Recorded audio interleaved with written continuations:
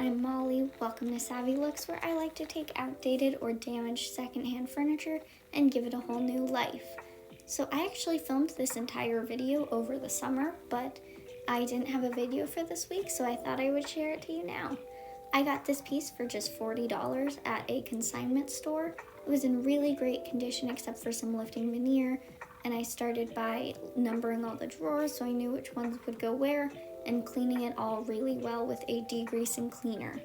I then rinsed everything off with water to remove any of the cleaning residue, and I made sure to take off the hardware before I cleaned the drawers to remove any gunk that was under the hardware.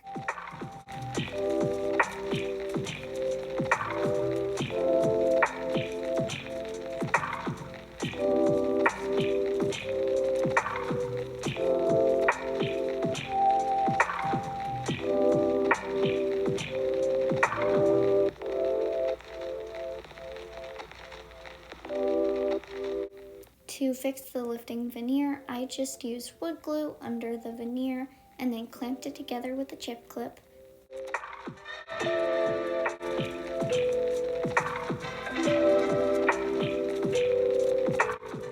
I still had a few areas, particularly on the base, that I wanted to wood fill, and I just used Belle's Dixie mud and sanded it off with my Surf Prep sander to fill these holes.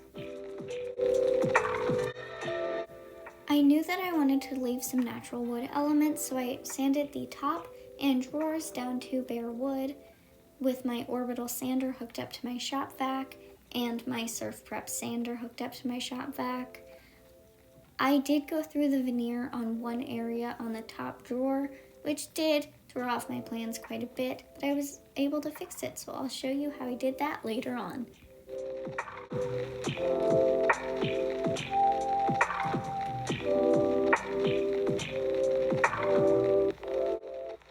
Considering I was planning on leaving the dresser drawers natural, I didn't want to use a visible wood filler to cover and fix these veneer issues. So I mixed the sawdust from this dresser with wood glue to make a wood filler that would match the dresser. I know I'm going a bit out of order here, but I did take this opportunity to scuff sand the rest of the dresser. To lighten up this natural wood, I poured some household bleach onto my dresser drawers and top and used a Zibra brush to spread it all out. This just lightened everything up. Now, onto painting, the best part.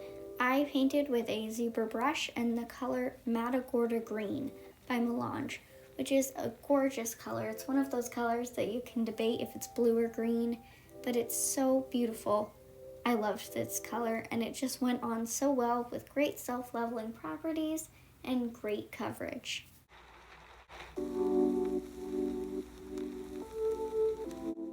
While painting, I always have a spray bottle of water on hand to thin out the paint and make everything smoother if necessary.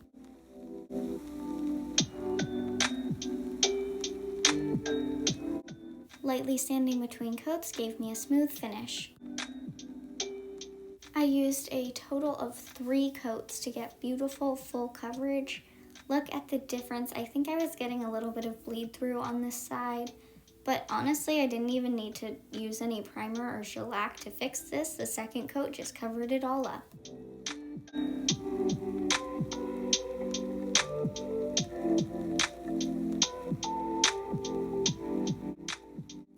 Just because this video was filmed several months ago does not mean that my dog/supervisor was off duty. This hardware was for sure original to the piece and super pretty, so I used Barkeeper's Friend and a cleaning toothbrush to get up all of the grime and dirt and reveal the beautiful metallic colors underneath. Earlier I had mentioned how I had some problems where I sanded through the veneer, and in my multiple attempts to fix it, I actually made it worse, but my best way fixing it was using similar colored acrylic paint in a detail brush, just sort of blending it into the wood. Because I knew I was stenciling over this actually ended up working really well. I used the irregular triangle stencil from Redesign with Prima to get a really cool stenciled look. And as you can see, my supervisor's still working hard in the background. Again, I used a Zibra paintbrush and my same Matagorda green paint color to stipple on this paint. I typically like to feature an extensive tape removal part in my videos because it's always so satisfying, but I gotta tell you, this is so much better.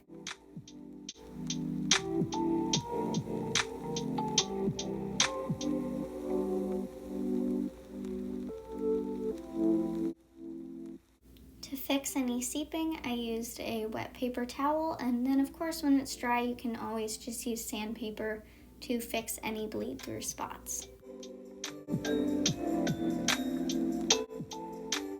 My bottom two drawers were wider than the width of the stencil, so I was able to line the stencil up with the previous pattern in order to finish the drawer.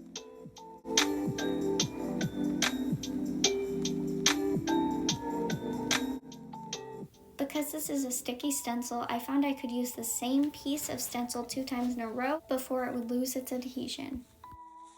I found that cleaning the stencil between coats would make it lose its adhesion faster, so instead I completely let it dry between coats, put it on, put my paint on, and it would leave this sort of weird texture, but once you actually peeled up the sticker, it was completely fine with no texture. I lightly sanded to smooth everything out and then top coated with Dixie Belle's flat top coat and a Zibra fan brush.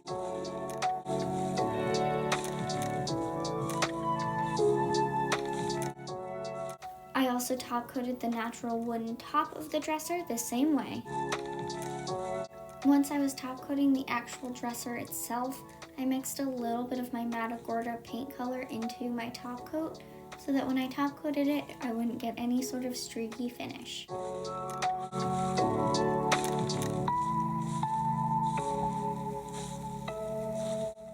Using Dixie Belle's Big Mama's Butter and Dixie Belle's La Petite brush, I used Big Mama's Butter to rejuvenate the insides of the drawers. I also applied Big Mama's Butter to the drawer rails so that all my drawers would slide super smooth.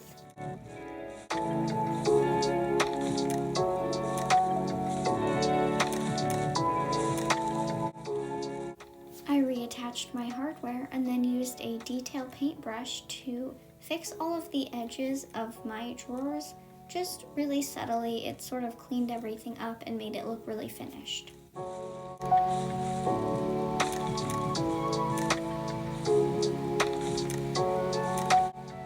Well, there you have it. That is my beautiful dresser transformation. I really like this one. I love how the natural wood looks and the super cool stenciling.